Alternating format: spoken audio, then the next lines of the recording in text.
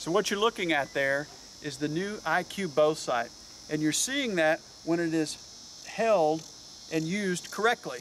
By centering that black dot inside the green dot, you have what we call Retina Lock. And the purpose of the sight, I'll let Terry talk to you about that. Well, you know, this is one of those things where it's the old dog, new trick kind of thing. And, you know, as a hunter that's been using a set of sights for 35, 40 years, when you get something like this, you're a little reluctant maybe to put it into good use. Well, after you start shooting it, and we'll go through some of the specifics here about trying to get this thing lined up and get it sighted in, because it's really not that difficult.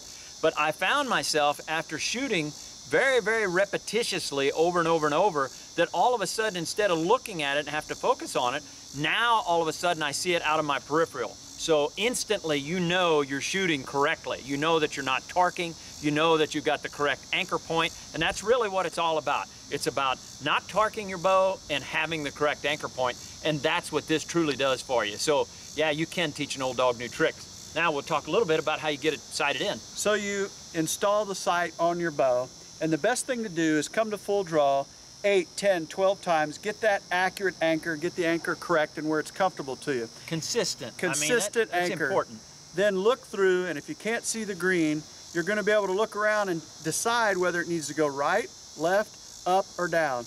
Let down, make your adjustments. Here, clockwise is up. On the side of the sight, you can go in there. Clockwise is to the right. Obviously, you go the opposite of that for left or for down. And through time, you will eventually get the green and the black to line up when you're at full draw. Once you get it there, continue to draw, make sure it's consistent, and make sure that black dot is centered in the green each and every time you come to full draw. Then what you've done is given yourself a 100% firm anchor point reference point.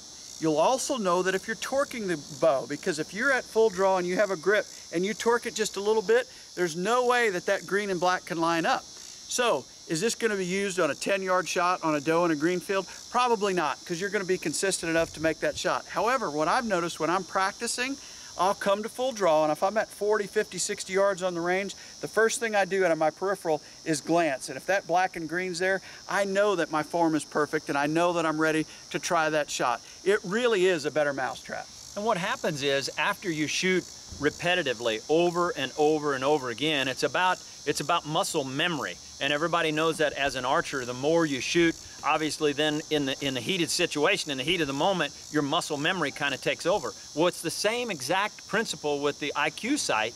All of a sudden, you see that green and black out of your peripheral, you know that you're not torquing your bow, and you also know that you got a consistent anchor point. And that's the key to setting that thing up originally, is making sure that you're consistent each and every time you anchor, and each and every time you got your bow at full draw. So it's a really, really a unique idea. It's a unique concept, and it's just one other element that keeps you from making a mistake. And the sight is very well constructed.